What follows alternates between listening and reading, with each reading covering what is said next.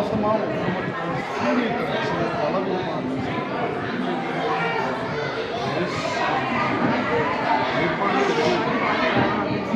வெளியேறு.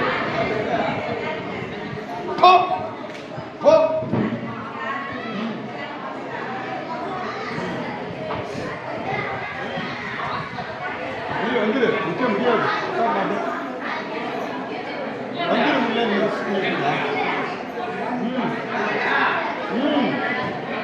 சூனியத்தினாலே வாவல் சீக்கிரத்தில் வந்து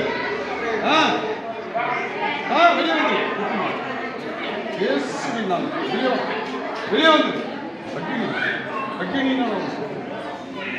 ஆலயம் என்பது என்ன அப்படிதான் இன்னைக்கு பார்க்க போறோம்.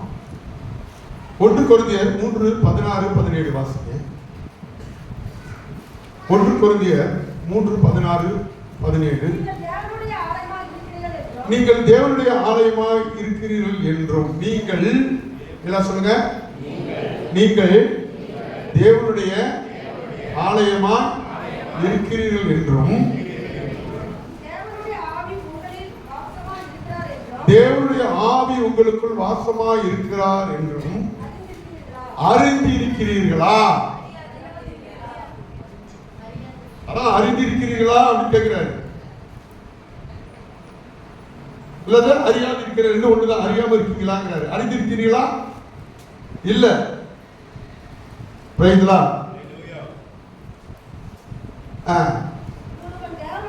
ஒருவன் தேவனுடைய ஆலயத்தை கெடுத்தால், ஒருவன் தேவனுடைய ஆலயத்தை கெடுத்தால் அவனை தேவன் கெடுப்பார். தேவனுடைய ஆலயம் பரிசுத்தமாய் இருக்கிறது, நீங்களே அந்த ஆலயம். இதுல இந்த வசனம் கொஞ்சம் பேர் புரியாது. ஏன் புரியாது அப்படின்னா, நீங்க கர்த்தருடையவர்னு சொல்றாரு, அப்புறம் உங்களே அழிச்சிடுவாங்கிறாரு.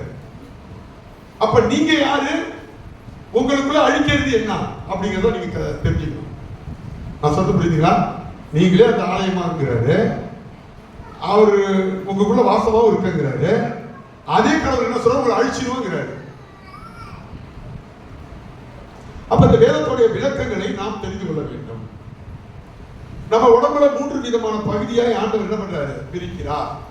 ஒன்று ஆவி, ஆத்மா, சரீரம்.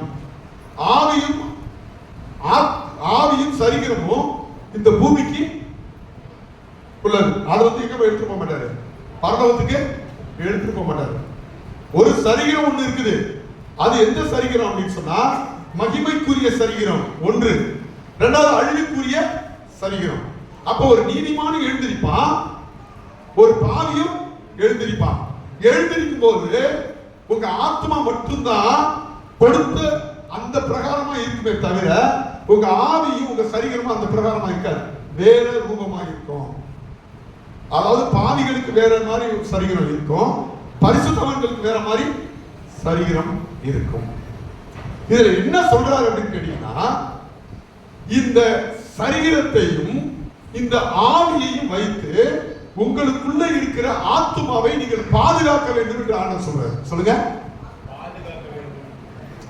அப்ப முழு உங்களுக்குள்ள இருக்கிறத ஆளுக்கு பாதியா வச்சுக்கலாம். எதையா? சரீரத்தையும் ஆளுக்கு பாதியா வச்சுக்கலாம், ஆவியையும் ஆளுக்கு பாதியா வச்சுக்கலாம். ஆனா ஆத்மாவை அவர் யாருக்கும் பங்கு போட கொடுப்பதில்லை. அது யாருக்கு மட்டும் சொந்தம்? கர்த்தருக்கு மட்டும்தான் சொந்தம். ரைட்லா? அப்ப என்ன சொல்றாருன்னா, இந்த சரீரத்தை கொண்டு இந்த ஆவியை கொண்டு அந்த ஆத்மாவை நீ கெடுத்தினா, அந்த ஆத்மாவை நான் எங்க கொண்டு போவேன்? பரலோகத்துக்கு கொண்டு போவேன்.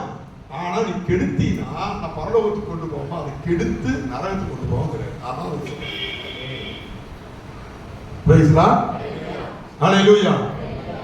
இன்றைக்கு உலகத்துல பார்க்கிறோம், நமக்கு அழகா இருந்தா பெருமையா நம்ம இருக்கிறோம். அழகு எதுல இருக்கு? ஆத்மாவில் இருக்கா, சரீரத்தில் இருக்கா? நகைலாம் நம்ம போட்டுக்கிறோம், உள்ள கொஞ்சம் போட்டுக்கிறோம், வெளில கொஞ்சம் போட்டுக்கிறோம். அது ஆவியில இருக்கா, சரீரத்தில் இருக்கா? சரி, இப்படி நிமிர்ந்து நடந்து வர்றோம். அந்த ஆத்மாவில் இருக்கா, ஆவியில் இருக்கா? ஆவியில் இருக்கு. ஆத்மாவை பார்க்க முடியாது. ஜாதி, நான் வந்து உயர்ந்த ஜாதி, ஒரு பெருமை, கர்வம். நான் வந்து கூட்டமா இருக்கிற ஜாதி, நான் இப்படி இல்லைன்னா இந்த காலனி திறந்து வரும், அந்த காலனி திறந்து ஒன்னால ஒண்ணுமே பண்ண முடியாது. சொல்றோமா இல்லையா? அது ஒரு பெருமை.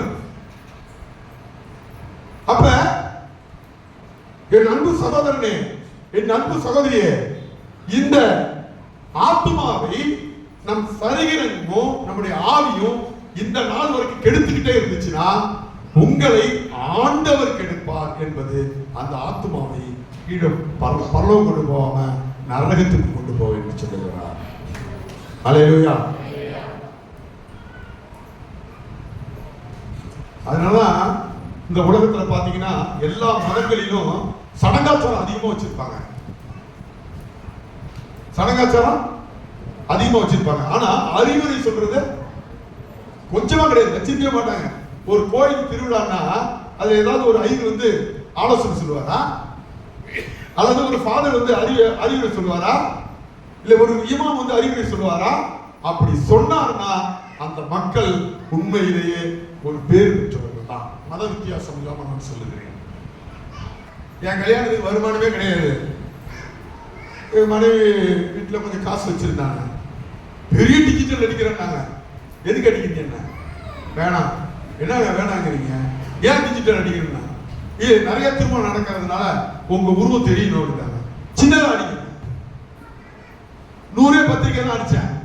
எவெல்லாம் மொய் வைக்கிறான்னு அவங்க போட்டு கொடுத்தாங்க. நான் மொய் வைக்கிறேன்னு சொன்னா திருப்பி மொய் வைக்க நான் வரமாட்டேன். இஷ்டம்னா வைய, கஷ்டம் ஓடு. அல்லேலூயா. என் மனைவி இங்க வரும்போது நீங்க அவங்களை கேட்டு பாருங்க, மணமகளே மணமகளே வா, உன் வலது காலை எடுத்து வச்சுவான்னு நான் தான் சொன்னேன். எந்த சொந்தக்காரன் இல்லை. என்னுடைய நோக்கம் எல்லாம் என்ன? பொது சேவை செய்யணும், ஏழைகளுக்காக இருக்கணும், இயேசுவை பற்றி அறிவிக்கணும். இதுலதான் என் கவனம் இருந்துச்சு. தவிர நான் ஒரு 1000 பேரை கூட்டணும், ஒரு 10,000 பாஸ்டர் கூட்டணும், அங்க கரிசோரை போடணும், மீனை போடணும், டிஜிட்டல் வைக்கணும், மைக்கு பிடிச்சி இப்படி நிக்கணும் அப்படி நிக்கணும், ஒண்ணும் கிடையாது. கத்திரிக்காயும் கிடையாது, வெண்டைக்காவும் கிடையாது. இன்றைக்கு நீங்க நம்ம உலகத்துல வெளிப்படையாய் பெருமையா வாழ்றோம். வெளிப்படையாக தான் நம்ம வாழ்ந்துட்டு இருக்கோமே தவிர நம்ம உள்ள என்ன பண்ணல, சுத்தம் செய்யவில்லை. ஏன்? எங்கே இருந்து இந்த அலங்காரம் வந்தது? வேதத்தை பார்ப்போம். நீதிமொழி 16:32. நீதிமொழி 16:32. நீதிமொழி 15:17 வாசிங்க. பலவானை பார்க்கிலும்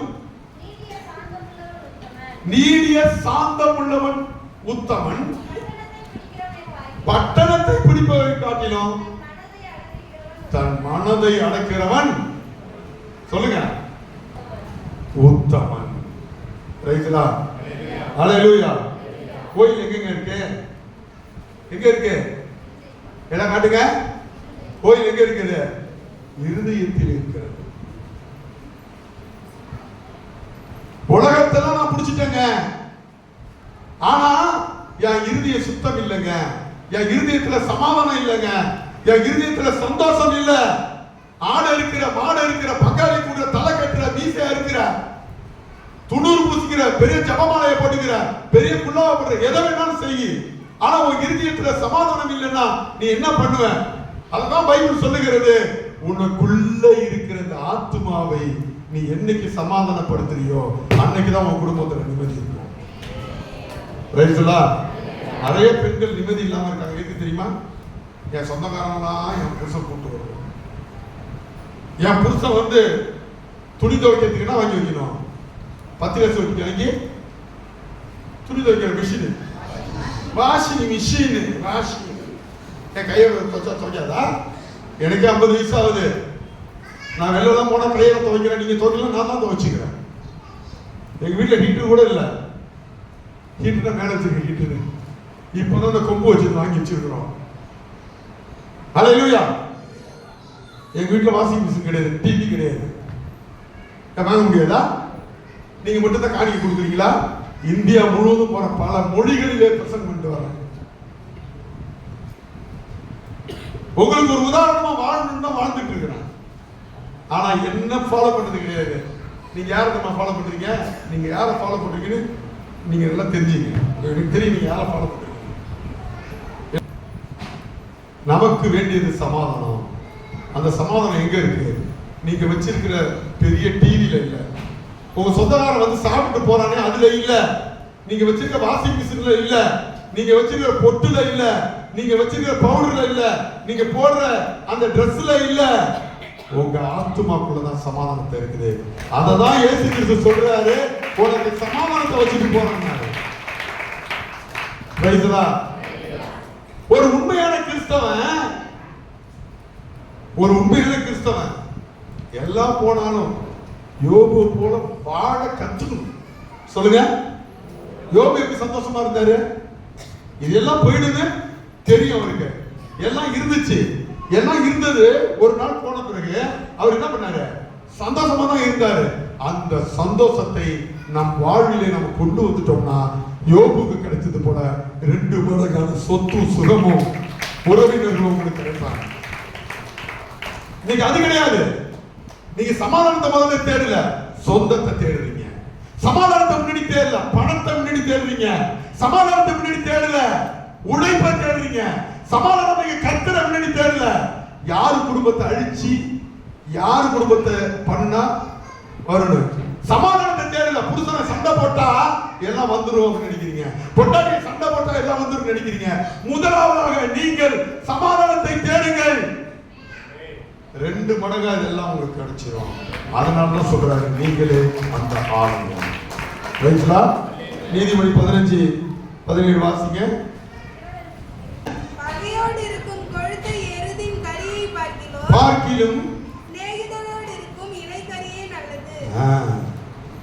பிரியாணி தட்டா இருக்கும், இந்த பக்கம் சிக்கன் இருக்கும், இந்த பக்கம் போட்டி இருக்கும். ஆனா என்ன இல்ல, கிறிஸ்தவருக்கு நிம்மதி இல்லையப்பா, நிம்மதி இல்லையே. எதிர்ப்பு போட்டி வைப்பாங்க, வேணாம். இந்த பக்கம் என்ன இருக்குது? சிக்கன், இந்த பக்கம் மட்டன். காசு கொடுத்தா போறாங்க, அப்படியே கையை நீட்டினா பாரி வாயில போட்டுக்கலாம். நிம்மதி இல்லையே. அடுக்கடுக்கா பிரியாணி இருக்குது, பெரிய வீடு கட்டிட்டீங்க, வண்டி வாங்கிட்டீங்க, கவர்மெண்ட் வேலை வாங்கிட்டீங்க. ஆனா என்ன இல்ல? இலக்கரிய சாப்பிடுங்க நிம்மதியா.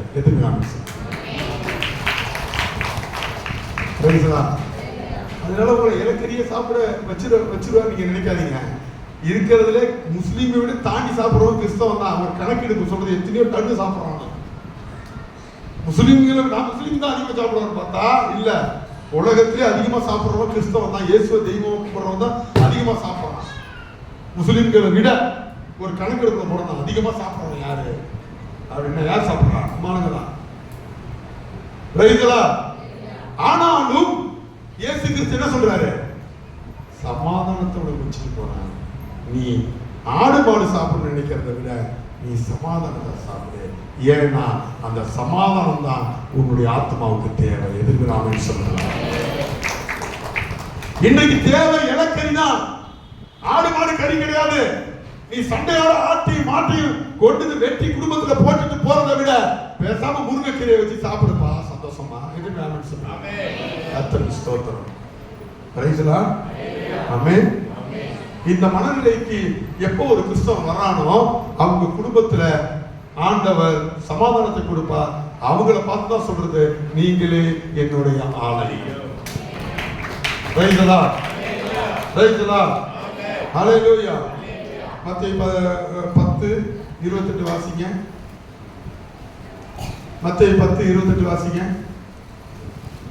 ஆத்துமாவை கொல்ல வல்லவராயிராமல், ஆத்துமாவை இங்க பாருங்க, எல்லாம் கவனிக்கிறீங்களா? வெளியில உள்ளவங்க எல்லாம் கவனிக்கிறீங்களா? பிரைஸ்லா. இப்ப சப்ஜெக்ட்டுக்கு வரேன். இப்ப நான் என்ன சொன்னேன்? முன்னாடி பிரசங்கத்தோட ஆரம்பத்துல சொன்னேன், சரீரத்தை யார் வேணாலும் பங்கு போட்டுக்கலாம், ஆவியை யார் வேணாலும் பங்கு போட்டுக்கலாம். ஆனால் ஆத்துமாவை தூங்காம கேளுங்க, யாரும் பங்கு போட முடியாது. அது யாருக்கு சொந்தம்? இப்ப அதுக்கான வசனத்தை சொல்றேன். நிறைய ஆத்மான வரும், நீங்க அதை எடுத்துக்காதீங்க, இதைத்தான் நீங்க எடுத்துக்கணும். இப்ப எல்லாம் படிங்க. ஆத்துமாவை கொல்ல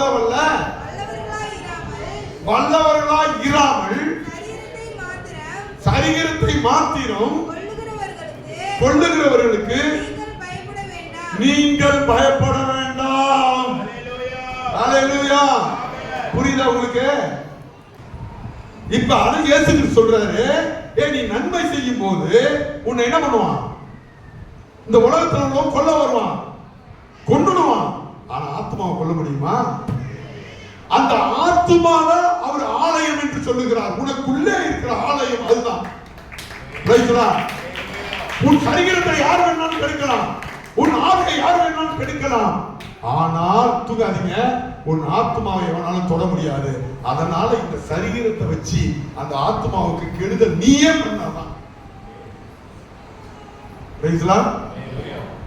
எல்லாம் புரிஞ்சுக்கிட்டீங்களா? உங்க சரீரம் தான் என்ன, அது கெடுக்கிறதுனா என்னன்னு. ஆமென். அப்ப ஆண்டவர் உங்களுக்குள்ள நம்பி ஒழுத்த கொடுத்துருக்காரு. அது உங்களுக்குள்ள இருக்கிறது என்ன? அது ஆத்மா. அதை உங்க சரீரத்தால என்ன பண்ணலாம்? கெடுக்கலாம். அல்லது சரீரத்தினால அந்த ஆத்மாக்குள்ள நன்மையை கொண்டு வரலாம். அதனால சொல்றாரு, நீங்களே அந்த ஆலயம். இப்ப புரியுதுங்கிறவங்க கை தூக்கி பார்ப்போம். இப்ப இன்னைக்கு புதிய உலகத்துல நிறைய மருந்துகள்லாம் கண்டுபிடிச்சிட்டாங்க. மருந்துகள்லாம் கண்டுபிடிக்கிறதுனால சாத்தான் என்ன சொல்றான் அப்படின்னா, கடவுள் எங்கடா இருக்கிறாரு? செத்து போனவனே உயிரோட டாக்டர்லாம் எழுப்புறாங்க. எல்லாத்துக்குமே மருந்து வந்து போச்சு. இனிமேல் சர்ச்சைக்கு போயிட்டு இது போல ஒரு உபதேசம் இருக்குது. ஆனா அந்த உபதேசத்தோட சூழ்ச்சி என்ன தெரியுமா? என்ன? உன் ஆத்மாவுக்கு வந்து எவன் இந்த மருந்து கண்டுபிடிக்கல. நீ ஆத்மாவுக்கு டேமேஜ் ஆச்சுன்னா எங்க வந்தாகணும்? எங்க வரணும்? அதுக்காக தான் நிறைய பாவம் செஞ்சு வாழ்ந்த கண்ணதாச செட்டியார் என்ன பண்ணாரு? லாஸ்ட்ல இயேசுக்காக எழுதினாரு. முதல்ல அவர் என்ன எழுதினாரு? அர்த்தமுள்ள இந்து மதம் எழுதினாரு. அப்ப என்ன அவரை கேட்டாங்க, நீங்க எப்படி வாழ நினைக்கிறீங்க அப்படின்னு. அவர் சொன்னாரு, பெண் ஒரு பக்கம் இருக்க, மாது ஒரு பக்கம் இருக்க, மது ஒரு பக்கம் இருக்க, இல்லாத ஒரு வாழ்க்கை வாழ்ந்தினா என்ன வாழ்க்கை வாழ்ந்தா என்று வாழ்ந்தாய் கண்ணதாசா என்று காலதேவன் கேட்பான்னு சொன்னார். புரியுதுங்களா? மது ஒரு பக்கம் இருக்க, மங்கை ஒரு பக்கம் இல்லாம இருந்துச்சுன்னா நீ என்ன வாழ்க்கை வாழ்ந்தன்னு காலதேவன் கேட்பான். அதே கண்ணதாசன் இந்த பைபிளை படிச்ச பிறகு அவர் என்ன எழுதினாரு? எலும்புக்கும் சதைக்கும் மருத்துவம் கண்டான், அதற்கு ஒரு மருந்தை கண்டானா. எதற்கு? அதற்கு எதுக்கு? எலும்புக்கும் சதைக்கும் மருத்துவம் கண்டான், அதற்கு ஒரு மருத்துவம் கண்டானா. உன் ஆத்மாவுக்கு இன்னும் மருந்து யாரும் கண்டுபிடிக்கல.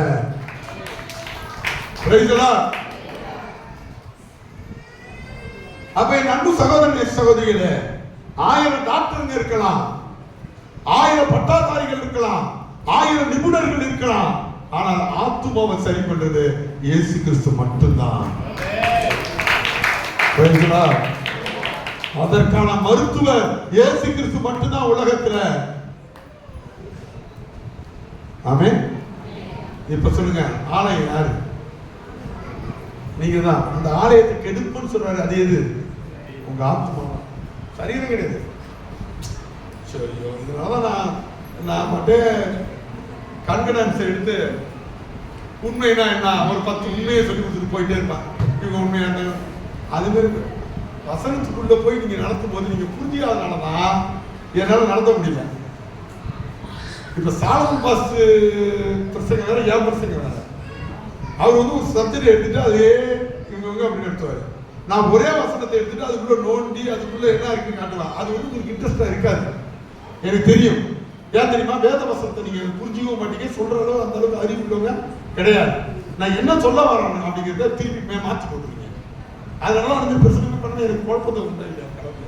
உங்க மத்தியில கேரளாக்காரன் போய் சொன்னோம்னா புரிஞ்சுப்பான். உங்களுக்கு புரியல என்னமே. சரீரத்தை யார் வேணாலும் கொல்லலாம். அதுல என்ன பண்றீங்க? திரும்ப படிங்க. ஆத்துமாவை கொல்ல வல்லவர்களாய் இராமல், ஆத்துமாவை கொல்ல உலகத்துல யாருக்கு என்ன கிடையாது, பர்மிஷன் கிடையாது. அதுக்கு யார் மட்டும்தான் அதிகாரி? அப்ப சரீரத்துக்கு யார் அதிகாரி? கர்த்தர் அதிகாரி, பிசாசு அதிகாரி, நீ அதிகாரி. அதை யார் வேணாலும் கொண்டு போட்டு போகலாம். ஆனா ஆத்மாவை கொள்ள முடியுமா? இப்ப நீ பொட்டு வச்சுக்கிட்டு பூ வச்சுக்கிட்டு ட்ரெஸ் பண்ணிட்டு இருந்தீங்கன்னா உன் ஆத்மா சரியா இருக்குன்னு சொல்ல முடியுமா? சொல்லுங்க. நீ நல்லா ஜெபம் பண்ணி அதிக பைபிள்லாம் வாசிச்சுட்டு இருக்கிறதுனால உன் ஆத்மா சரியா இருக்குன்னு சொல்ல முடியுமா? முடியாது. உன் ஆத்மா சரியா இருக்காங்கிறத உங்களால மட்டும்தான் சொல்ல முடியும், கடவுளால் மட்டும்தான் சொல்ல முடியும். புரியுதா? அதனால சொல்றேன், அந்த ஆலயத்தை குறித்து எச்சரிக்கையா இருக்கணும். சரீரத்தை கொண்டவர்கள் ஆத்மாவையும் சரீரத்தையும் நரகத்திலே அழிக்க வல்லவருக்கே பயப்படுங்கள். யாருக்கு பயப்படணும்? இப்ப கர்த்தருக்கே. அப்ப அங்க ஒரு சரீரம் போட்டிருக்கு. அது எந்த சரீரம்னா இந்த சரீரம் கிடையாது, மறுரூபமாக்கப்படுகிற சரீரம். Praise the lord. ஹalleluya, ஹalleluya.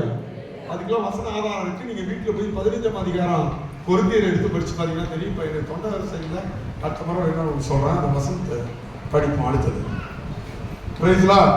லூக்கா 12:20 வாசிங்க மொத்தங்க. 12:20. தேவனோ அவனை நோக்கி, மதிகேடனே, உன் ஆத்மா உன்னிடத்தில் இருந்து இன்று ராத்திரியிலே எடுத்துக் கொள்ளப்பட்டால் சரீரமா ஆத்மாவா? என்ன சொல்லுங்க? உயிரா இருக்கிறவனை பார்த்து ஆண்டவர் உரிமை கொண்டாடுறது எதுனா உன் சரீரத்தை ஆவி குறித்து அல்ல, ஆத்மாவை குறித்தா. அவன் உயிரா இருக்கிறான், அவனை பார்த்து ஆண்டவர் சொல்றாரு, ஏ மதிகேடனே, உன்ன இன்னைக்கு நைட்டா அடிச்சு எடுத்துக்கிட்டா என்ன பண்ணுவாங்கிறாரு. ஏன் அப்படி சொல்றாரு? அது படிங்க, நான் நல்லா ஒரு படி சத்தமா. தேவனோ அவனை நோக்கி, மதிகேடனே,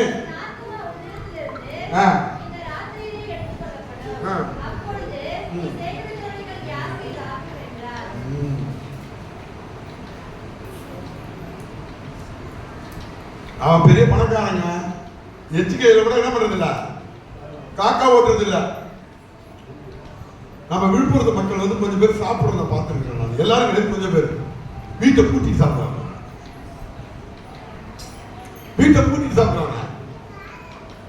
ஆரம்பத்தில் நான் வந்த போது மிஷினரியா 20 வருஷத்துக்கு முன்னாடி வந்தேன், சாப்பிடுதுன்னு சொல்லுவாங்க, உண்மைதான். ஆனா தண்ணி கொடுக்க மாட்டாங்க நிறைய பேர். அது ஏன் அப்படின்னு பாத்தீங்கன்னா, இந்த விழுப்புரம் மாவட்டத்தில் அநேக மக்கள் வறுமையிலும் கஷ்டத்திலையும் இருந்திருக்கிறாங்க. அதனால சோறு அவங்களுக்கு ஒரு பிரச்சனை. இந்த சோறு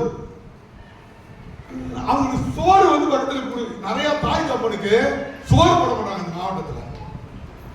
உண்மையா இல்லையா? நான் சொல்றது பொய்யா? தாய் தப்பனுக்கு சோறு போடாதவங்க இதுல இந்த இங்க நிறைய பேர் உட்காந்துருக்கு. இந்த சோத்துக்கு அவங்க படுற பாடு இருக்கு பாத்தீங்களா? எனக்கு சோறு போட மாட்டாங்க. நான் கேட்டா, நீ என் வீட்டுல 10 நாள் சாப்பிட்டீங்களா, தம்பி வீட்டுல போய் 10 நாள் சாப்பிட்டு அனுப்பி விடுறான். அவன் இங்க அனுப்பி விடுறான். என்ன பண்றதுங்க? சாப்பாட்டுக்கு நிறைய பேருக்கு உட்காந்துருக்கீங்க. உண்மை. ஹல்லேலூயா. இப்படி எல்லாம் நம்ம சேர்த்து வச்சோம்னா, அவரு ஏசப்பா சொல்றாரு, மொத்தம் வந்தா நான் பெரிய பணக்காரன். நல்லா கேட்டீங்க. அவன் என்ன பண்ணா, அறுப்புலாம் அறுத்து ஒரு 4-5 அது அறுப்பு சேர்ப்பாங்க. அதுக்கு பேர் என்ன? அந்த நெல்லெல்லாம் சேர்ப்பாங்க, களஞ்சியம். இங்க உங்க ஊர்ல என்ன பாசம் சொல்லுவது? நம்ம ஊர்ல களமா, பட்டறையா, கிடங்கு சொல்லுங்க. கிராமத்துல அந்த நெல் சேர்த்து வைக்கிறது என்ன சொல்லுங்க? தொம்ப. தொம்ப நிறைய செய்ப்பான். அவங்க போட்டு எல்லாம் ஏழைகள் வந்து கேட்கிறாங்க, எனக்கு படி கொடுப்பா. போடு. அநேக நாள் நான் உட்காந்து ஜாலியா சாப்பிட போறேன். இப்போ நான் தொம்ப எல்லாத்தையும் சேர்த்து வைக்கிறான். ஏழைகளுக்கு கூட கொடுக்குறாரு. ஒரு அரிசி இருந்தாலும் ஓடி போய் எடுத்து வந்துடுறது.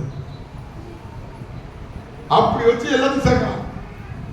சேர்த்து வச்சுட்டு ஜாலியா அன்னைக்கு நைட்டு ஏசி கொடுப்பான். அவங்க வேலைக்காரன் வந்து எல்லாரும் போடுறப்பா, நீ எனக்கு கவலை இல்லப்பா, ஒரு 100 வருஷம் கவலையே கிடையாது, ஜாலியா சாப்பிட்டு தூக்கலாம். அப்ப ஏசி சொல்றாரு, ஏய் கஞ்சனா, இன்னைக்கு நைட்டு ஒன்று அடிக்க போறாங்க. ஐயோ, அதெல்லாம் யாருடைய ஆக போகுது அப்படின்னு கேட்கிறேன். உங்களை பார்த்து நான் கேட்கிறேன், எல்லாத்தையும் போட்டு பதுக்கி வச்சிருக்கீங்களே, என்ன பண்ண போறீங்க? அல்லேலூயா. பாவத்துக்கு ஒரு பிள்ளையை படிக்க வச்சோம். இங்க வந்து அது இங்கேயே அது யூரின் இதெல்லாம் மோசம்லாம் போயிடுச்சு. அது அப்புறம் அப்படியே வயிற்று வலி வாய் வலின்னு வந்துட்டு இருந்துச்சு. அது அப்புறம் ஆண்டவர் ஜெபம் பண்ண சரியானுச்சு. அது வீட்டில் உட்காந்துக்கிட்டு சோறு தின்னுக்கிட்டு தூக்கிட்டு இருக்கோம். ஏம்மா அம்மா வாமா படிக்கணும்னு சொல்லி சொன்னேன். எனக்கு படிக்க வராது, சத்தியமா வராது. இல்லைம்மா சத்தியமா வருமானு சொல்லி கொண்டு போய் அப்புறம் நல்ல மழை, கரணத்தப்பட மரம், இந்த ரோட்டு வழியா வராம அப்படியே ஒரு வழியா வராங்க. ஏன்னா ரோட்டு வழியா இருந்தா குதிச்சு வேற பஸ்ல ஏறி போயிடும் சொல்லிட்டு காட்டு வழியா அந்த பிள்ளைய அழைச்சிட்டு போறேன். மழை வேற பெஞ்சிட்டு இருக்குது. போய் அதை படிக்க வச்சு நீங்க 15,000 சம்பளம் பாக்குது. அது சிகப்பா இருக்கும். அதனால தோல்ல என்ன தொங்கட்டாம் போட்டுக்கிட்டு அதை ஆட்டிக்கிட்டு போற ஆற்றல் இருக்குது. சிகப்பா வர இருக்குல்ல. இப்ப அது என்ன ஆட்டம் பாட்டம். அங்க போற பிரின்சிபால் சொல்றாரு, வருதா சர்ச்சைக்கு? நல்லா வருமே, நல்லா வருது சார். ஏன் ஒண்ணு கஷ்டப்படுச்சு, 15,000 சம்பளம் வாங்குது சார். நான் தான் போய் சேர்த்து விட்டாங்கிறாரு. அநேக இருக்குதான். நம்ம சர்ச்சிலே வளர்ந்த 2 குரூப்புகள் இருக்கிறாங்க. ஒரு குரூப் என்னன்னா தசமமான காணிக்கை கூட கொடுக்காம சேர்த்து வைக்கிற குரூப். இன்னொரு குரூப் என்னன்னா அன்றாட எவ்வளவு சண்டை வந்தாலும் எவ்வளவு வறுமை இருந்தாலும் கரெக்டா அந்த காணிக்கை அனுப்புறாங்க. உண்டு. 2 வாலிபர்கள்ல 2 பேர் இருக்கிறாங்க, திருமணமானவங்கள 2 பேர் இருக்கிறாங்க. அல்லேலூயா. இவங்க என்ன நினைக்கிறாங்க? கொடுக்கிறவங்களை பார்த்து கொடுக்காத விசுவாசி என்ன நினைப்பாங்க? பாரு புத்தி கட்டத்தனமா. இப்ப கிரேசி வந்து மாசம் 3000 எனக்கு அனுப்புது. அதெல்லாம் உண்மையிலே நன்றி உள்ள ஒரு பிள்ளை. அதுக்கு நான் எந்த உதவி பண்ணது கிடையாதுங்க. ஒரே ஒரு ட்ரெஸ் எதை பேர் எடுத்து பண்ணதுல காலேஜுக்கு ஃபீஸ்லாம் நான் கட்டினதே கிடையாது. ஒரு நாள் கட்டினது கிடையாது.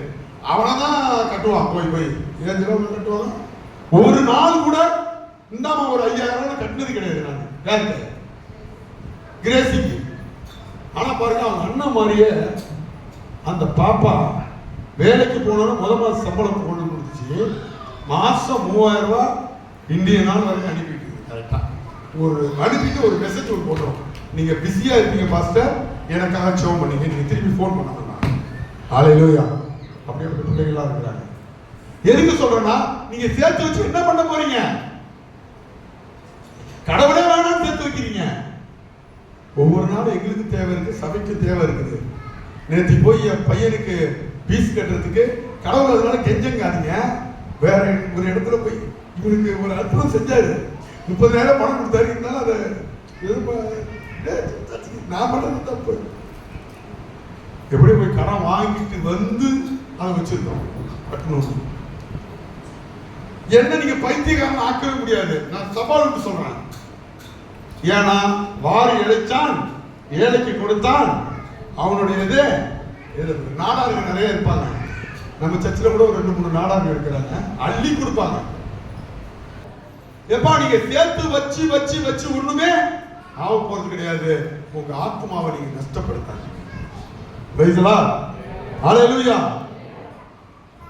இது வெறும் பணத்துக்காக மட்டும் சொல்ல, உங்களுக்கு இருக்கிற நாலேஜையும் சேர்த்து சொல்றேன், உங்களுக்கு இருக்க அறிவையும் சொல்றேன், உங்களுக்கு இருக்க ஆற்றலையும் சொல்றேன், உங்களுக்கு ஆண்டவர் கொடுத்த தாளந்து. ஹல்லேலூயா. தாளந்துனா என்ன தெரியுங்களா? திறமைகள். சிலவங்க பாடுவீங்க. இங்கதான் பாடணும்னு கிடையாது, எங்க போய் பாடலாம். தெரு தெரு பாடி சுவிசேஷம் சொன்னீங்கன்னா வருவாங்க. ஹல்லேலூயா. சாப்பிட்ட கூட சொல்றோம், காலேஜ் சாப்பிட்ட கூட நீங்க இப்படியே அடைஞ்சி இருக்க கூடாது சார், நீங்க போய் சுவிசேஷம் சொல்லி பிரேயர் நடத்தணும். ஆனா இன்னைய வரைக்கும் பிரேயர் நடத்தல, சார் நடத்தல, டீச்சர் நடத்த முடியலங்கிறாங்க. ஒரு இன்னொரு போங்க, இன்னொரு ஏன் என்ன சொல்றாரு? ஒரு பட்டணத்துக்கு அடிச்சா இன்னொரு பட்டணத்துக்கு போங்க. அவர் என்ன சொன்னாலும் அதை செய்யணும். திறமைகள் இருக்கும்போது அதை என்ன பண்ணக்கூடாது, நம்ம புதைக்க கூடாது. அதுவும் ஆத்மாவுல நஷ்டம். பிரைஸ்லா. டீச்சருக்கு ஆனா அவங்க ஒரு தரிசனம் இல்லை அப்படின்னு அடிக்கடி சொல்லுவாங்க. ஆனா அது அவங்க ஜெபிக்கிறவங்க அவங்களுக்கு தான் தெரியும், எனக்கு தெரியாது. அவங்க நம்ம வலுக்கட்டாயம் பண்ண முடியாது. ஆனா நான் கேட்டேன், டீச்சர் வேற பட்டணத்துக்கு போங்க அப்படின்னா இல்ல தரிசனம் கிடையாது. பிரைஸ்லா. உங்க திறமையை கூட நீங்க புதைச்சீங்கன்னா அதுவும் உங்களுக்கு ஒரு நஷ்டம் தான் ஆத்மாவுல. உங்க பணத்தை புதைச்சீங்கன்னா அதுவும் ஒரு நஷ்டம் தான் உங்க ஆத்மாவுல. உங்க பாடல் தாளந்த வரங்களை புதைச்சீங்கன்னா அதுவும் ஒரு நஷ்டம் தான் ஆத்மாவுல. எத்தனை ஆமென் சொல்றீங்க? ஹல்லேலூயா. அப்ப அவனை பார்த்து கேட்கிறாரு, இன்னைக்கு நைட்டு ஒண்ணு அடிச்சா நீ சேர்த்து வச்சதா எங்க போகும் சொல்லுங்க பாப்போம். சொல்லுங்க. Price the Lord. ஹல்லேலூயா. அலெக்சாண்டர்னு ஒருத்தர் இருந்தார். யார் சொல்ல தெரியும்? மகா அலெக்சாண்டர்.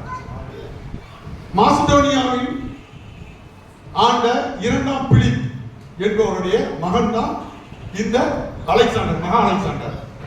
இந்த மகா அலெக்சாண்டர் ராஜாவோட பிள்ளையா இருக்கும்போது அவரை ரொம்ப உற்சாகப்படுத்தி, எல்லாம் கேள்வி உற்சாகப்படுத்தி வளர்த்தாங்க. இந்த மாசிடோனியா எங்க இருக்கு அப்படின்னா கிரேக்க நாட்டுல ஒரு பட்டணம். எல்லாம் கவனமா கேட்கிறீங்களா? வாலிபர்லாம் கேட்கிறீங்களா?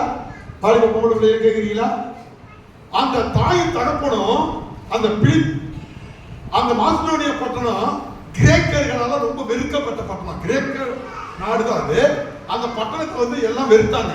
ஏன் அப்படின்னா அந்த பட்டணத்துல இருந்தவங்க யாரும் படிக்கல, சரியான நாகரிகம் இல்ல, சரியான அறிவு இல்ல.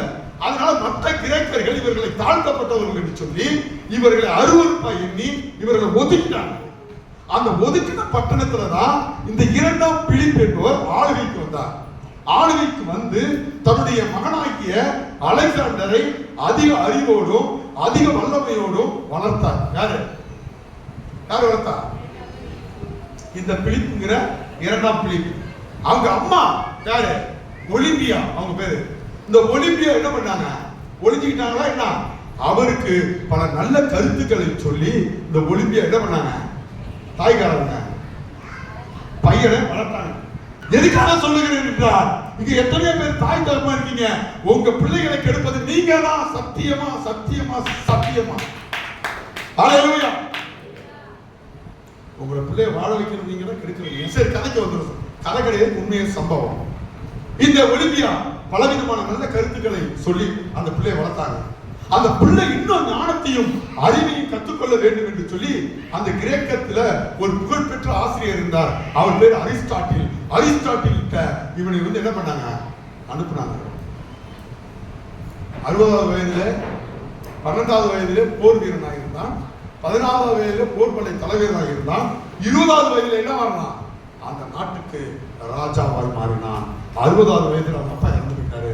20 வயதுல இவன் அந்த பட்டத்துக்கு வந்துட்டான், மாசிடோனியா பட்டத்துக்கு வந்துட்டான். அப்ப இவனுக்கு ஒரு வைராக்கியம். இந்த மாசிடோனியா பட்டணத்துல எங்களை அடிமைப்படுத்தி, எங்களை இழிவுபடுத்தி, ஜாதி பெயரை சொல்லி, மத பெயரை சொல்லி எங்களை ஒதுக்கி வச்சிருந்தாங்களே, இந்த தேசத்தை எல்லாத்தையும் புடிச்சு காட்டணும்னு சொல்லி ஆரம்பிச்சாங்க. எத்தனை வருஷம் போர் பண்ணாங்களா? 14 வருஷம். ஓட ஓட ஓட ஓட ஓட அவன் என்ன பண்ணான்? விரட்டி கிட்டத்தட்ட இந்தியாவில் உள்ள பஞ்சாப் வரைக்கும் பிடிச்சிருந்தாங்க. ஹல்லேலூயா. எங்க பிடிச்சிருந்தான்? பஞ்சாப் வரைக்கும் பிடிச்சிருந்தான். Price the Lord. அவன் எல்லாத்தையும் பிடிச்சிட்டான். கிட்டத்தட்ட முக்காவாசி நாட்டை என்ன பண்ணான்? பிடிச்சிட்டான். இவன் கிபி 356 நினைக்கிறேன் இவனுடைய காலம். 360 சாரி. இவனுடைய காலம் என்ன தெரியுமா? இயேசு பிறக்கிறதுக்கு 360 இவன் பிறந்துட்டான். நல்லா கேட்டுங்க. அப்ப இவன் திரும்பி தான் தாய் நாட்டை போய் பார்க்கணும், தான் தாய் ஒலிம்பியாவை பார்க்கணும்னு சொல்லி இவன் என்ன நினைக்கிறான்? எங்க நினைக்கிறான்? இங்க இதெல்லாம் போரிட்டு பாபிலோன்ல போய் நினைக்கிறான். எங்க? கிரேக்க நாட்டுக்கு போகணும். இப்ப பாபிலோன் எங்க இருக்கு? இப்ப சொல்லுங்க சொல்லுங்க. ஆடரியே படிப்பெரியே பள்ளிக்கூடம் நாடரியே ஏடரியே எழுத்தரியே எழுத்து எத்தனை வருஷம் இப்ப இருக்கிற பாபிலோன் எந்த நாடு? எகிப்தா? எகிப்து கிடையாது. சரி, முதலாவது சொன்னாங்க. இப்ப இருக்கிற பாபிலோன் ஈரான் சொன்னாங்க. அந்த பகுதியில தான் இருந்துச்சு. எத்தனையோ முறை சொல்லியிருக்கிறாங்க. ஆபிரகாம் கதை சொல்லும் போது கூட சொல்லியிருக்காங்க. ஐயோ, சரி, அங்க எது போக நினைக்கிறான். போக முடியுமா? கிரேக்கத்துக்கு பல நாள் ஆகும், போக முடியல. வர வர என்னுடைய நோய் அதிகரிக்குது. கரெக்டா 32வது வயதுல 33 ஆரம்பிக்குது. he is death. அவன் என்ன பண்றான்? உலகத்துல தலை சிறந்த மருத்துவரை கொண்டு வரான். எவ்வளவு காசை செலவு பண்றான்? எவ்வளவு அதிகாரத்தை பயன்படுத்துறான். ஆனா என்ன ஆகல, உயிர் காப்பாற்ற முடியல. எத்தனை வயசுல சாகுறாரு? 32 முடிஞ்சு 33வது வயசுல இந்த உலகத்தையே படைச்ச மகா அலெக்சாண்டர் செத்து போறாரு. இவர் சாவ போறதை தெரிஞ்சுக்கிட்டு 3 அதிகாரிகளை கூப்பிடுறாரு, 3 போர்படை தலைவர்களை கூப்பிடுறாரு. வாப்பா, அவன் வந்து என்னன்னு கேட்கறான். அவன் சொல்றாரு, நான் இந்த உலகத்துக்கெல்லாம் பிடிச்சிட்டேன், நான் ஒரு மகா அலெக்சாண்டர். ஆனா எனக்கு ஒரு கடைசி ஆசை 3. ஒண்ணு எங்க அம்மா பார்க்கணும், அந்த ஆசை நிறைவேறல. இருந்தாலும் எனக்கு ஒரு 3 ஆசை, அதை நீங்க செய்வீங்களா? பொண்டாட்டியை கூப்பிட்டு சொல்லல, யாரை கூப்பிட்டு சொல்றான்? ஏன் விஷயம் தெரிஞ்சாரா? 3 தளபதியை கூப்பிட்டு சொல்றான். 3 காரியத்தை சொல்றாரு. 1 எழுதிங்க. 1, நான் பாடையில கட்டும்போது என் பாடைய இங்க இருக்கிற எல்லா வைத்தியம் தான் தூக்கணும். யார் தூக்கணும்? உலகத்தை தலை சிறந்த வைத்தியம் மட்டும் பிடிச்சு வச்சுக்காரு பாருங்க, இவன் தான் தூக்கணும் என் பாடைய. ஏன்? எந்த மனுஷனும் எந்த மருத்துவத்தினாலும் அவன் காலம் முடிய போதுதான் காப்பாற்ற முடியாது, இந்த உலகம் தெரிஞ்சுக்கணும். அதனால ஆணவம் கொண்டு ஆடாத. முதல் பாயிண்ட். நீ பாஸ்டரா இருந்தாலும் சரி, நீ பாஸ்டரமா இருந்தாலும் சரி, நீ சலக்கு போட்டாலும் இலக்கு போட்டாலும் ஓ கதை தான் இங்க நடக்காது. அப்ப அதுவும் சொல்லிட்டாரு. இப்ப யார் தூக்கணும் பொட்டிய? உலகத்துல மிக சிறந்த வைத்தியம் அவனை தூக்கணும். ஒரு பாயிண்ட். 2வது பாயிண்ட் சொன்னான். வா, என்னப்பா? நான் சம்பாதிச்சிருக்கிற சொத்துக்கு எல்லாம் கிடையாது, அது எல்லாத்தையும் இறங்கடா எடுத்துருக்கான். ஏன்? இந்த உயிரை எந்த பணத்தாலையும் காசாலையும் என்ன பண்ண முடியாது, வாழ வைக்க முடியாது. படம் எதுவுமே அமைச்சு கதைக்கு வர ஏன் பாஸ் சொல்றீங்கிறது சொல்ல வர. அடுத்தது 3வது பாயிண்ட் சொல்றாரு. என்ன சொல்லியிருப்பாரு? என் பாக்ஸுக்குள்ள 2 கையை இப்படி விரிச்சு வைடாங்க. ஏன்? இந்த அலெக்சாண்டர் எதையும் கொண்டுட்டு வரல, எதையும் கொண்டுட்டு போல. இதை மக்கள் புரிஞ்சுக்கிட்டு ஒருவருக்கு ஒரு சமாதானமா வாழணும் அப்படின்னு சொல்லி கொடுத்தாரு. இது காலம் கடந்து புரிஞ்சுக்கிட்டாரு. யாரு? அலெக்சாண்டர். இப்ப இயேசு அதனால சொல்றாரு, நீ உலகத்தெல்லாம் ஆதாயமாக்கிட்டாலும் உன் ஆத்மா நஷ்டப்பட்டுச்சுன்னா, உன் ஜீவன் நஷ்டப்பட்டுச்சுன்னா, அதனால உனக்கு என்ன தம்பி லாபம்? நீதான் ஆதாயம். எத்தனை பேர் புரியுது? அடுத்ததாக சம்பவத்துக்கு நம்ம வருவோம். மத்திய 16:26 வாசிச்சிருக்கீங்களா? வாசிக்க முடிச்சிடலாம். 12 இருக்கலாம். மனுஷன் எல்லாம் சொல்லுங்க. மனுஷன் உலகம் முழுவதும் ஆதாயமாக்கிட்டாலும் தன் ஜீவனை நஷ்டப்படுத்தினால் லாபம் என்னப்பா? இப்ப லாபத்தை எதுல தேடுறோம்? நம்ம உலகத்தையே ஆதாயமாக்கி இருக்கிற லாபத்தை தேடுறோம். ஆனா இயேசு சொல்றாரு, நீ உலகத்தையே லாபமாக்கிட்டாலும் உலகத்தெல்லாம் சம்பாதிச்சுக்கிட்டாலும் உங்க ஆத்மா நஷ்டப்பட்டுச்சுன்னா அதனால உனக்கு ஒரு பிரயோஜனமும் இல்லை. அப்ப நீங்க எதை லாபமா நினைக்கணும்? உங்க ஆத்மாவை தான் லாபமா நினைக்கிறீங்க தவிர உங்கள்கிட்ட இருக்கிற சொத்தையோ, உங்கள்கிட்ட இருக்கிற அறிவையோ, உங்கள்கிட்ட இருக்கிற வீட்டையோ, உங்கள்கிட்ட இருக்கிற மேன்மையையோ, நீங்க போட்டுக்கிற நகையோ மேன்மையாக்க நினைக்க கூடாது. உங்களுடைய மேன்மை எல்லாம் எங்க இருக்கணும்? ஆத்மாவை. ரைஸ்லா ஹல்லேலூயா. அதனால சொல்றாரு, ஆலயம் யாரு? யார் ஆலயம்? யாரு? நீங்க தான். நீங்க உங்க ஆலயத்தை காத்துட்டீங்கன்னா ஒரு பிரயோஜனமும் இல்ல. ரைஸ்லா. சரி, இப்ப பாயிண்ட்டுக்கு வருவோமா? ஒரு பாயிண்ட்டுக்கு டைம் வேற ஆச்சு. ஆகாய் 2:8-9 வாசி. ஆகாய் 2:8-9 வாசிமா. வெள்ளியும் என்னுடையது, வெள்ளியும் என்னுடையது, பொன்னும் என்னுடையது என்று சேனைகளின் கர்த்தர் சொல்லுகிறார். முந்தின ஆலயத்தின் மகிமையை பார்க்கிறோம்.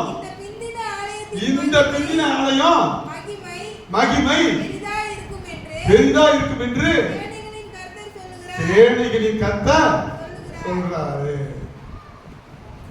ஏங்க இப்படி சொன்னாரு? முந்தின ஆலயங்கள்லாம் எப்படி கட்டப்பட்டுச்சு சொல்லட்டுமா? வேணாமா? டைம் இல்லை, நான் சொல்ல மாட்டேன். சும்மா ஒரு ஓரளவு சொல்ற பாருங்க. இது எங்க இருக்குன்னா, நீங்க எடுத்து படிக்க வேணாம். 1 நாளாகமம் 22:14 1 நாளாகமம் 29:4 இருக்கு. எப்ப கட்டினாங்க? யார் காலத்துல? தாவீதின் காலத்துல கட்டப்பட்டுச்சு. யார் கட்டினது? தாவீதோட மகன் சாலமோன் கட்டினாரு. எப்படி கட்டினாரு? நீங்க அந்த திருநெல்வேலியில போய் பாத்தீங்கன்னா, திருநெல்வேலியில எப்படி சர்ச்சு கட்டி வச்சிருப்பாங்க, பெரிய பெரிய சர்ச்சு.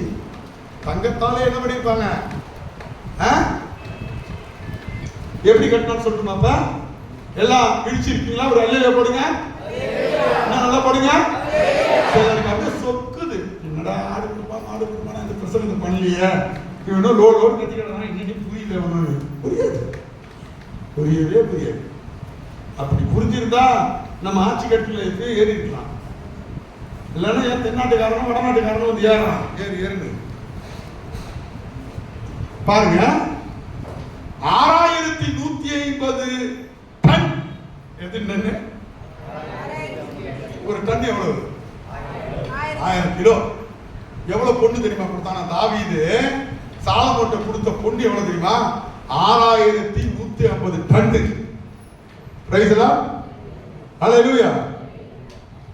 சரி, ஒரு லாரி எத்தனை டன் பொண்ணு ஏத்தலாம்? கிட்டத்தட்ட 20 டன் வச்சுட்டா கூட, இல்ல 5 டன் வச்சுக்கிட்டீங்கன்னா 1000 லாரி நிறைய என்ன போயிருக்குது? பொண்ணு போயிருக்குது. என்ன ஜெபராணி சிஸ்டர் உடனே மட்டும் இருக்கிறது போயிட்டீங்களா? நீங்களே அது மட்டும் இல்லாம 40,000 டன் வெள்ளி யார் கொடுத்தா? யார் கட்டினதுங்க? உலகத்துல முதல் கோல்டன் டெம்பிள் எது? இந்த நம்ம ஆண்டவருக்கு கட்டின தேவாலயம் தான். சேவாநாட்டை ராஜஸ்திரி கணக்கிலே இல்லாத பொன்னையும் பொருளை கொடுத்து இவ்வளவு பெரிய ஆலயம் அவ பொண்ணு பொருளை கொடுத்துட்டு போனாங்க. அப்ப சாலமோன் கட்டின ஆலயத்துல செவுரெல்லாம் என்ன தெரியுமா? கோல்டு. பலிபீடம் கோல்டு, கைப்பிடி கோல்டு, குத்துவிளக்கு கோல்டு, உடன்படிக்கை பெட்டி கோல்டு, மைக்கு கோல்டு, நிக்கிற பலிபீடம் கோல்டு. அங்க இருக்கிற தண்ணி தொட்டி கூட கோல்டு. கோல்டு வெள்ளி. ஐயா பாக்குறாரு, திருக்கோயிலுடைய பாக்குறாரு, ஏழுமலையா ஒண்ணுங்க. எல்லாம் கோல்டு. அந்த கோல்டை பார்த்து ஆண்டவர் சொல்றாரு, இந்த ஆலயத்துல என் கண்ணு திறந்திருக்கும், என் காது செவி கேட்கிறது படி இருக்குன்னு சொன்னாரு. இருக்கா தெரியுமா? அந்த பொண்ணையும் அந்த வெள்ளியையும் பாதுகாக்கிறதுக்கு இல்ல, உன் ஆத்மாவை பாதுகாக்க. அதை புரிஞ்சுக்கல. அதை யாரும் புரிஞ்சுக்கல. அங்க அவலத்தை வச்சு கட்டி அவன் பண்ண அநியாயம், அக்கிரமம் கொஞ்சமும் நெஞ்சமும் இல்ல. அஸ்திரத்தை வணங்கினான், கோமாசை வணங்கினான், அம்மோனிய புத்திரர்கள் தேவனை வணங்கினான், மோவாபின் அருவருப்பை வணங்கினான், எகிப்திய கடவுள்களை வணங்கினான். யாரு? ஆலயத்தில் நீதி கிடையாது, நேர்மை கிடையாது. அந்த ஆலயம் இடிக்கப்பட்டுச்சு. அந்த ஆலயத்திற்கு பொண்ணு பொருளை எடுத்துக்கிட்டான். யார் எடுத்து கொண்டது? நேபுக்கத்நேச்சர். அதுக்காக தான் அவர் ஆராயில சொல்றாரு, என்ன சொல்றாரு? பொண்ணு உயிரிழையது, வெள்ளியினுடையது. இன்னைக்கு பொண்ணையும் பொருளையும் கொடுக்கறது அவரால் முடியாதா? இந்த பொண்ணையும் பொருளையும் உனக்கு அதிகமாக கொடுத்தா உன் ஆத்மா கேடு கட்டு போயிட்டு ஒரு கண்ட்ரோல் வச்சு. பிரைஸ் தி லார்ட், ஹல்லேலூயா, ஹல்லேலூயா. அப்ப ஜனங்க நினைச்சாங்க இந்த ஆலயம் எல்லாம் உள்ளும் புறமாய் எல்லாம் பொன்னால கட்டப்பட்டிருந்தாங்க. அவங்க இறுதியும் பொன்னாய் இல்லை. Price the Lord. இங்க கூடி இருக்கிற என் அன்பு தங்கச்சிகளா, சகோதரிகளா, சகோதரர்களா, உங்க கண்ணு உங்க ஆலயத்துல கண்ணை திறந்து வச்சிருக்காரு. பொன்னையும் வெள்ளியும் பாதுகாக்க இல்ல. இந்த பொன்னாலை வெள்ளியாலை ஒன்னே நீ பாதுகாத்துக் கொள்ள முடியாது. நீ நம்புற ஜாதி, நீ நம்புற சமயம், நீ நம்புற அந்த வைராக்கியம், நீ நம்புற பெருமை, நீ நம்புற ட்ரெஸ், நீ நம்புற அழகு, நீ நம்புற அறிவு, நீ நம்புற ஞானம் எதுவுமே உன்னை கொண்டு போய் சேர்க்காது. நீ பயப்படுற பயம், நீ வாழ்ற பரிசுத்தம், நீ உண்மையா வாழ்ற பத்தி அந்த வாழ்க்கை உன்னை கொண்டு போய் பரலோகத்துக்கு சேர்க்கும். அதை உணர்ந்த கடவுள் சொல்றாரு, முன்னாடி இருந்ததெல்லாம் ஆலயங்களா, அதுல மகிமை இல்ல, இப்ப இருக்கிற ஆலயம் மகிமை உனக்குள்ள மகிமை இருக்கு. நீதான் ஆலயம்.